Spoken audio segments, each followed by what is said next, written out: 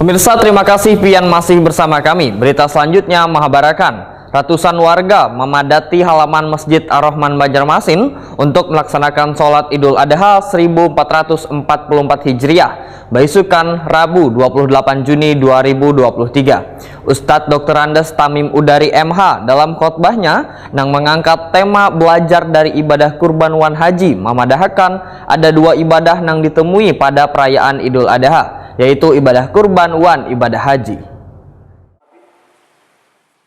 Ratusan warga memadati halaman Masjid Ar-Rahman Banjarmasin dalam penyelenggaraan sholat Idul Adha 1444 Hijriah yang dilaksanakan beisukan Rabu 28 Juni 2023. Bertindak selaku imam Ustadz Hasan Maulana Wan Hatib Ustadz Dr. Andes Tamim Udari MH. Pelaksanaan sholat dimulai pukul 7:15 WITA. Hatib Ustadz Dr. Andes Tamim Udari MH dalam khotbahnya mengangkat tema belajar dari ibadah kurban wan haji memadahkan ada dua ibadah yang ditemui pada perayaan Idul Adha, yaitu ibadah kurban wan ibadah haji. 5 pelajaran dari dua ibadah tersebut adalah belajar untuk ikhlas, belajar untuk mengikuti tuntunan Nabi SAW, belajar untuk sedekah harta, belajar untuk meninggalkan larangan walau sementara waktu, belajar untuk rajin berzikir. Menurut Ustadz Tamim Udari, dari ibadah kurban yang dituntut adalah keikhlasan wan ketakwaan.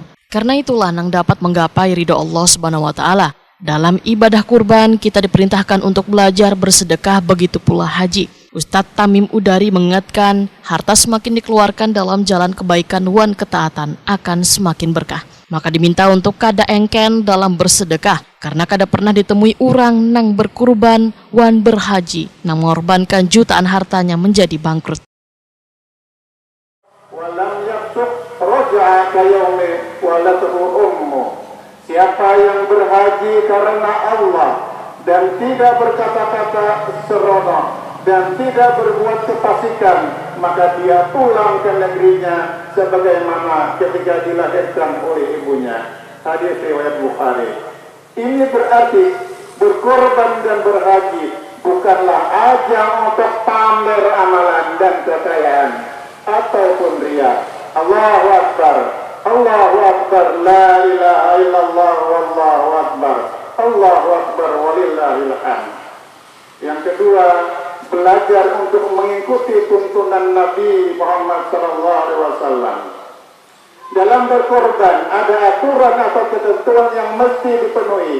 Misalnya, mesti dihindari cacat yang membuat tidak sah. Ustadz Tamim Udari menyatakan, setiap orang yang pergi berhaji mencita-citakan haji nang mabrur. Namun haji mabrur bukanlah haji nang sah. Mabrur berarti diterima oleh Allah Subhanahu wa Ta'ala. Wan sah berarti menggugurkan kewajiban. Tapi bisa saja haji seseorang sah sehingga kewajiban berhaji baginya telah gugur, namun belum tentu hajinya diterima oleh Allah Subhanahu wa Ta'ala. Ustadz Tamim Udari menegaskan, haji mabrur ditandai dengan harta yang dipakai untuk berhaji dengan halal. Amalan-amalannya dilakukan dengan ikhlas, wan baik serta sesuai dengan tuntunan Nabi Muhammad SAW. Hajinya dipenuhi dengan banyak amalan baik, kada berbuat maksiat selawas ihram, bulik dari berhaji dengan keadaan lebih baik.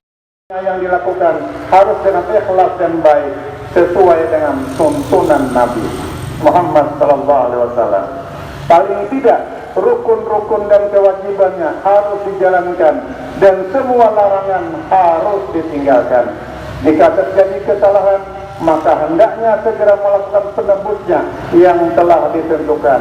Di samping itu, haji yang mabrur juga memperhatikan keikhlasan hati yang seiring dengan majunya zaman semakin sulit dijaga. Mari merenungkan perkataan surah Al-Qadhi, yang benar-benar berhaji sedikit meski jamaah haji banyak.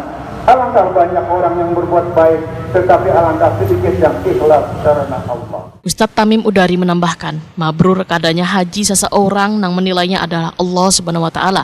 Beberapa ulama hanya menjelaskan tanda-tandanya sesuai dengan ilmu yang telah Allah Subhanahu wa Ta'ala berikan. Jika tanda-tanda ini ada dalam ibadah haji, maka hendaknya bersyukur wan berharap ibadah diterima oleh Allah Subhanahu wa Ta'ala. Jika tanda-tanda tersebut kadada, maka harus mawas diri, wan beristighfar, serta memperbaiki amalan yang selawas ini kita lakukan.